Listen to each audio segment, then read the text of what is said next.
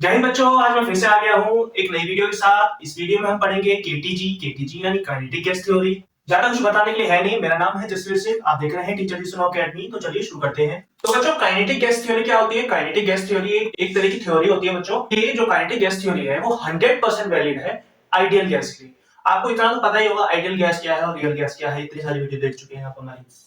तो 100% वैलिड है ये आइडियल गैस के लिए। तो इसका मतलब कहने का मतलब है जो ये अगर रियल गैस के लिए 100% वैलिड नहीं है, कुछ 70-80% वैलिड है रियल गैस के लिए। तो बच्चों इसके कुछ पोस्टुलेट होते हैं। पोस्टुलेट का मतलब होता है अजम्पशन। साइंटिस्ट ने कुछ अजम्पशन किए होंगे, ये होते हैं वो कुछ पोस्टुलेट्स हैं, हम वो लिख लेते हैं पहले।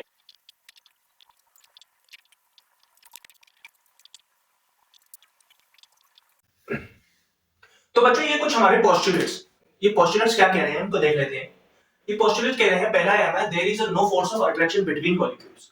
ये कह रहा है कि जो फोर्स ऑफ अट्रैक्शन है वो गैसियस मॉलिक्यूल के बीच में नहीं होता है। गैसियस मॉलिक्यूल के बीच में फोर्स ऑफ अट्रैक्शन नहीं होता है। ये देखा जाए तो बच्चों, देखा जाए तो ये बात गलत है।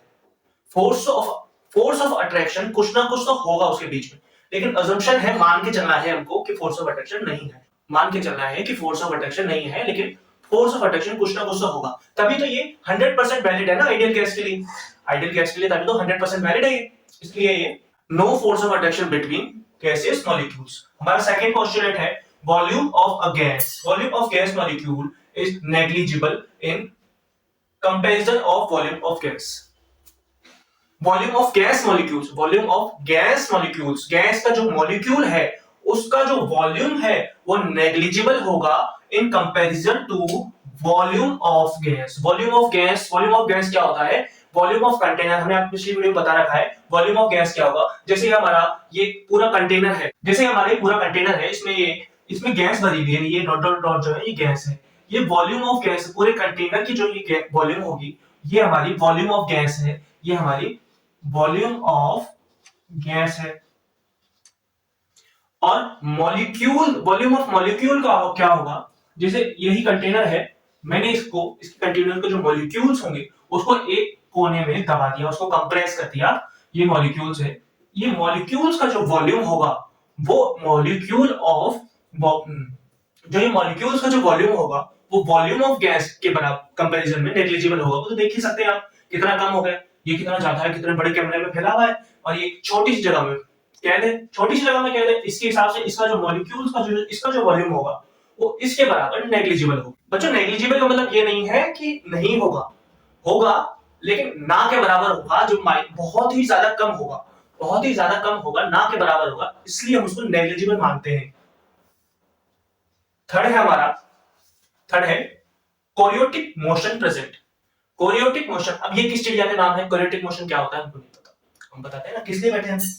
कोरियोटिक मोशन मतलब बच्चों जो हमारा जो गैस का मॉलिक्यूल है ना वो रैंडम मोशन में होगा, और रैंडम मोशन के साथ ही साथ प्लेन लाइन में होगा, मतलब एक सीध में होगा। जैसे ये हमारा गैस का मॉलिक्यूल है, ये ऐसे जा रहा है, ऐसे जा रहा है, ऐसे जा रहा है, ऐसे ऐसे ऐसे ऐसे ऐसे ऐसे ऐसे ही घूम के जा रहा है। प्लेन लाइन है, सीधी लाइन है, एकदम सीधी लाइन है। ये ऐसे ऐसे, ये ऐसे ऐसे जा रहा है, आप देख सकते हैं एकदम प्लेन लाइन है, रैंडम मोशन है, कहीं पे भी जा रहा है। अब आप कहेंगे कि ये प्लेन लाइन कहां है, ये तो मुड़ रही है। दिमाग में सवाल तो आया होगा, प्लेन लाइन तो नहीं है तो मुड़ रही है। ये मुड़ इसलिए रही है क्योंकि ये कंटेनर में बंद है, कंटेनर की वॉल से टकराकर ये मुड़ जा रही है। कोई भी गैस है पहले यूं जाएगी, फिर दीवार आगे दीवार से मुड़ के इधर चलेगी, इधर चलेगी, एकदम सीधी ही जाएगी। लेकिन कुछ भी हो सीधी ही जाएगी, वो एकदम सीधी जाएगी ना, ऐसे वेव फॉर्म में नहीं जाएगी, जिगजैग करते हुए नहीं जाएगी, सीधी जाएगी। फोर्थ वाला हमारा पोस्टुलेट क्या कहता है? collision between gas molecules and wall of the container is inelastic। तो collision होगा जो वॉल का जो content, wall of the container होगा वो इलास्टिक में होगा, परफेक्टली इलास्टिक होगा। इसका कहने का क्या मतलब है? ये थोड़ा उसमें फिजिक्स में चला गया हमारा। काइनेटिक्स, जो हमारा काइनेटिक होगा, जो हमारी काइनेटिक एनर्जी होगी और जो हमारा मोमेंटम होगा, जो हमारा काइनेटिक्स होगी और जो हमारा मोमेंटम होगा वो चेंज नहीं करेगा, वो हमारा लॉस नहीं करेगा। जो काइनेटिक होगी और जो हमारा मोमेंटम होगा उसमें लॉस कुछ भी नहीं होगा। Kinetic energy and momentum, kinetic energy को के से लिख देते हैं, और मोमेंटम नो लॉस। वैसे तो ये टर्म बहुत बड़ा है, लेकिन केमिस्ट्री में आपको ये मान के चलना है, इसमें नो लॉस, कोई लॉस नहीं होगा। जैसे ये कोई भी गैस का मॉलिक्यूल है, ये ऐसे जा रहा है, ये ऐसे जा रहा है, ये बॉल है हमारी, ये हमारी बॉल, ये बॉल से टकरा के वापस आ रहा है, बॉल से टकरा के वापस आ रहा है। तो जो ये मॉलिक्यूल है, इसमें जो काइनेटिक एनर्जी लग रही है, जो मोमेंटम लग रहा है, उसमें कोई चेंज नहीं होगा। जिस स्पीड से ये उसकी तरफ, बॉल की तरफ जा रहा है, उसी स्पीड से ये बॉल से रिपेल करके वापस भी आएगा, उसी स्पीड से, सेम स्पीड से, सेम वेलोसिटी से, सेम स्पीड से ये वापस आएगा। यही हमारा फोर्थ पोस्टुलेट है। यही कहने का मतलब, सीधा सीधा मतलब यही है। हमारा फिफ्थ पोस्टुलेट क्या है? फिफ्थ पोस्टुलेट है gravity is negligible. Gravity is negligible. ये तो कॉमन सी बात है, देखने की बात, इसमें तो ज्यादा सोचने की बात नहीं है। हमारी ग्रेविटी नेग्लिजिबल होगी तभी तो वो सीधे सीधे प्लेन में जा पाएगा। जैसे आप मान के चलिए, कोई भी ऑब्जेक्ट को आप यूं फेंकते हैं, जैसे यूं फेंकते हैं, तो ये एक समय पे सीधे जाते जाते डिक्लाइनिंग मोशन में चला जाता है। जैसे ऐसे यूं फेंकते हैं तो डिक्लाइनिंग मोशन में चला जाता है, डिक्लाइनिंग मोशन में चला जाता है ना। ऐसे हम फेंकते हैं, डिक्लाइनिंग मोशन में चला जाता है, किसकी वजह से? ग्रेविटी की वजह से। लेकिन गैस का जो मॉलिक्यूल है, वो डिक्लाइन नहीं करता, वो सीधा ही चलता जाता है, सीधा ही चलता जा रहा है, चलता जा रहा है, चलता जा रहा है, जब तक चलेगा, जब तक उसको एंड नहीं आ जाता, उसको वॉल नहीं आ जाती, वॉल से रिपेल नहीं कर जाता वो, तब तक वो सीधा सीधा चलता जाएगा, उस पर ग्रेविटी का कोई असर नहीं होता। सिक्स पोस्टुलेट है हमारा, kinetic energy is directly proportional to temperature.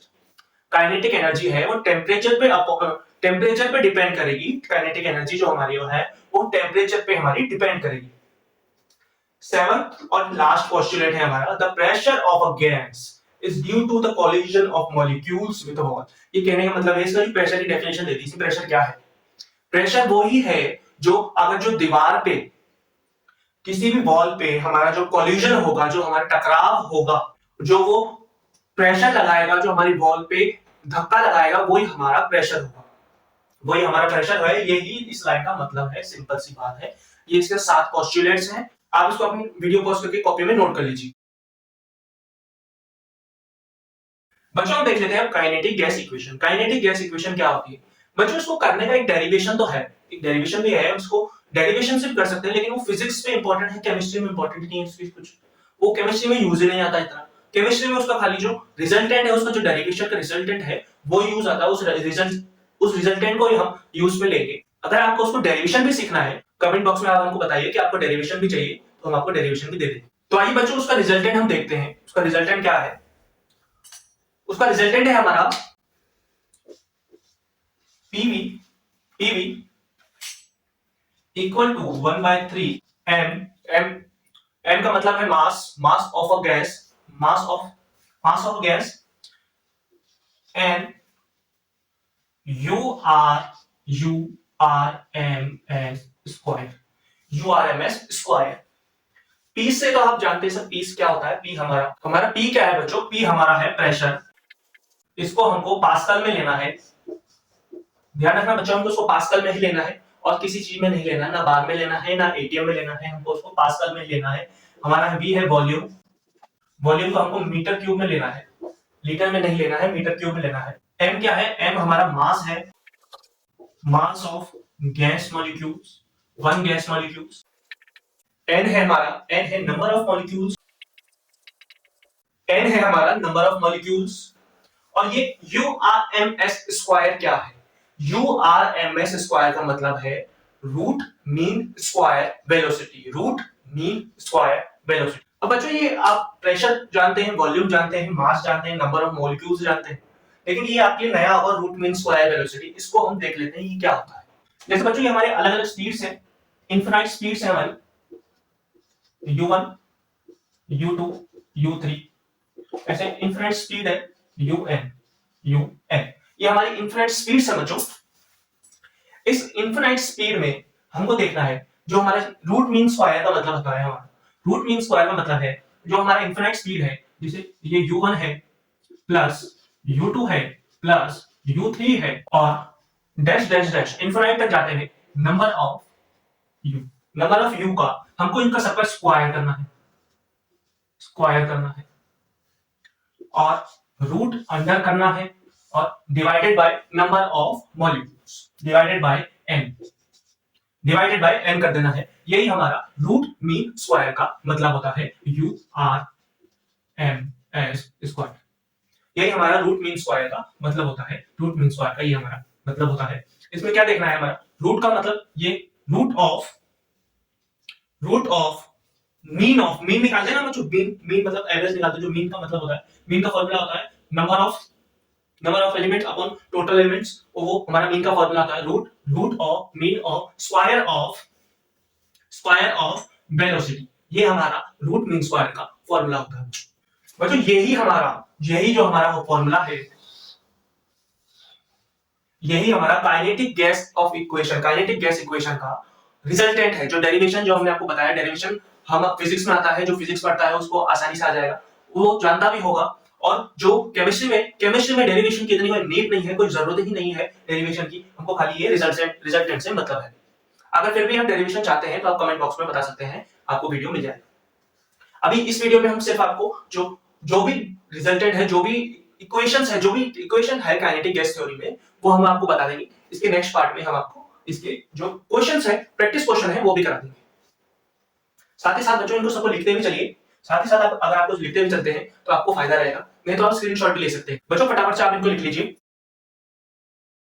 बच्चों इसमें एक और इक्वेशंस निकलती है काइनेटिक एनर्जी में, और भी इक्वेशंस है, जैसे रिलेशंस पूछ लेते हैं, relation between average of kinetic energy and absolute temperature. इसका भी हमारी इक्वेशन बनती है, उसका भी हमारा फॉर्मूला होगा। फॉर्मूला क्या होगा हमारे बच्चों? फॉर्मूला होगा एवरेज के, जो हमको एवरेज काइनेटिक एनर्जी निकाली है, एवरेज काइनेटिक एनर्जी है जो हमारी, हमको निकाली है average kinetic energy equal to 3/2 nRT, 3/2 nRT, 3/2 nRT, ये हमारा एवरेज काइनेटिक एनर्जी का फॉर्मूला है। एवरेज काइनेटिक एनर्जी मतलब n moles, average kinetic energy मतलब n मोल्स का हमारा ये फॉर्मूला है। ये बच्चों फॉर्मूला बना कैसे वो भी देख लेते हैं। हमने आपको अभी बताया काइनेटिक एनर्जी का जो फॉर्मूला है, काइनेटिक इक्वेशन का फॉर्मूला है, उसी से बनाया बच्चों। हमारा जो काइनेटिक इक्वेशन का फॉर्मूला है वो क्या है, साथ साथ बोलिएगा बच्चों अगर आपको याद हो गया है तो, नहीं तो रिपीट आफ्टर मी, मेरे बात बोलिएगा। हमारा काइनेटिक एनर्जी का फॉर्मूला है PV equal to 1/3 mass number of molecules URMS square, ये हमारा काइनेटिक एनर्जी का फॉर्मूला है। इसी से ही बच्चों ये फॉर्मूला बना है हमारा एवरेज का। कैसे बना है बच्चों, आपने अभी तक आप पढ़ते हुए आते हैं, PV equal to energy, PV equal to nRT होता है, आइडियल गैस इक्वेशन है हमारा। तो यहाँ पे PV है, PV को हम nRT के इक्वल होता है जो PV है, तो PV को हम nRT लिख सकते हैं। हाँ या ना बोलो बच्चों, हाँ या ना? PV को हम nRT लिख सकते हैं, nRT, पढ़ा देते हैं nRT। PV को हमने nRT लिख दिया, इक्वल टू जो हम बच्चों यहाँ पे क्या कर रहे हैं, जो 1/3 है और ये mn RMS स्क्वायर है, mn URMS स्क्वायर है, इसमें हम 2 से डिवाइड करेंगे और 2 से मल्टीप्लाई करेंगे।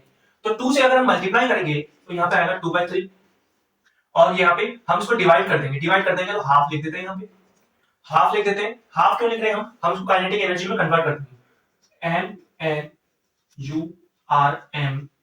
स्क्वायर, ये हमारा काइनेटिक एनर्जी हो गई बच्चों।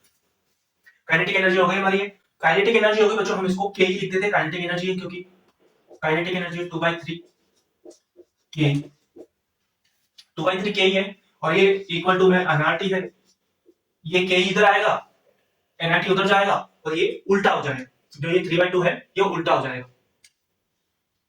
तो हमारा ये होगा के इक्वल टू, सिंपल मैथ्स बच्चों, इतना तो आपको आना ही चाहिए, आप 11th पढ़ रहे हैं, 10वीं पास करी होगी आपने। 3/2 और nRT, ये आ गया बच्चों हमारा एवरेज, के का एवरेज आ गया हमारा, ये एवरेज है, ये हमारा एवरेज है। इसमें बच्चों ये इतना ही सीमित नहीं है, और भी है इसके अंदर। ये हमने देखा नंबर ऑफ मॉलिक्यूल्स, हमारा जो n मॉलिक्यूल्स है, n मोल्स है हमारे, उसका ये फॉर्मूला है n मोल्स के लिए। यहाँ पर n मोल्स के लिए फॉर्मूला है, यहाँ पे दोबारा लिख देते हैं एक बार, nRT 3/2 nRT। अगर बच्चों हम इसमें n मोल्स की जगह 1 मोल्स ले लें, n मोल्स की जगह एक ही मोल लें, हम एक ही मोल ले लेते हैं, तो n की जगह 1 बना जाए, n की जगह हमारा 1 आ जाएगा, 3/2 n की जगह हमारा 1 आ जाएगा, तो हम यहाँ पे 3/2 multiply by for 1 mole, n की जगह 1 मोल ले लेते हैं हम, तो हमारा यहाँ पे n मोल की जगह हम यहाँ पे पर मोल लिख देते हैं, पर मोल 3/2 into 1 मल्टीप्लाई में RT इक्वल टू 3/2 RT। ये हमारा पर मोल का फॉर्मूला हो गया। 3/2 आएगा, 2 बार बार क्यों बार बार क्यों 3/2 RT। ये बच्चों हमारी 1 मोल पर मोल की बात हो गई। हम इसमें एक मॉलिक्यूल की बात करें, एक मॉलिक्यूल की अगर बात करें, वन मॉलिक्यूल, एक मॉलिक्यूल की हम अगर बात करते हैं, तो एक मॉलिक्यूल की बात करते हैं तो एवोगैड्रो नंबर आपको आता ही होगा, एवोगैड्रो नंबर से इसको डिवाइड कर देना है। जो ये 3/2 RT है, इसको हमको एवोगैड्रो नंबर से डिवाइड कर देना है, वन मॉलिक्यूल की वैल्यू आ जाएगी। वन मॉलिक्यूल का मतलब एवोगैड्रो नंबर ही तो होता है, वन मॉलिक्यूल का मतलब एवोगैड्रो नंबर ही तो होता है। तो हमारा ये एवरेज है 3/2 RT divided by number of Avogadro number. Avogadro number से डिवाइड करना है। एवोगैड्रो नंबर हमारा क्या होता है? हमारा एवोगैड्रो नंबर होता है 6.022 into 10 की पावर 23। एवोगैड्रो नंबर ये हमारा है। ठीक है बच्चों, हम एवोगैड्रो नंबर छोड़ो, ये देखिए, ये जो बन रहा है ना R by Na, L by R by Avogadro number, ये हमारा होता है, ये हमारी बोल्ट्जमैन कांस्टेंट है, बोल्ट्जमैन कांस्टेंट है हमारा। बोल्ट्जमैन कांस्टेंट हम यहाँ पे बोल्ट्जमैन कांस्टेंट को केवीटी लिखते हैं, केवी लिख देते हैं बोल्ट्जमैन को, टी तो ये है बोल्ट्जमैन कांस्टेंट केवी 3/2 केवी, ये हमारा बोल्ट्जमैन कांस्टेंट है। और 3/2 ये जो केवी की वैल्यू है, जो हमारी केवी की वैल्यू है 1.38 into 10 to the power -23, ये हमारी केवी की वैल्यू है। अगर आपको ये याद नहीं होता है तो आप एवोगैड्रो नंबर से डिवाइड कर दो। अगर आपको ये याद नहीं होता है तो आप एवोगैड्रो नंबर से इसको डिवाइड कर दो कि आपका कंप्लीट हो जाए। बच्चों आज का वीडियो हमारा यहीं तक था। आपको हमने केजीटी के पोस्टुलेट्स बताए, केजीटी का इक्वेशन बता दिया, काइनेटिक एनर्जी का रिलेशन बता दिया टेम्परेचर के साथ। बच्चों नेक्स्ट वीडियो में इसके प्रैक्टिस क्वेश्चंस देख लेंगे। चलिए बच्चों नेक्स्ट वीडियो में मिलते हैं। जय हिंद।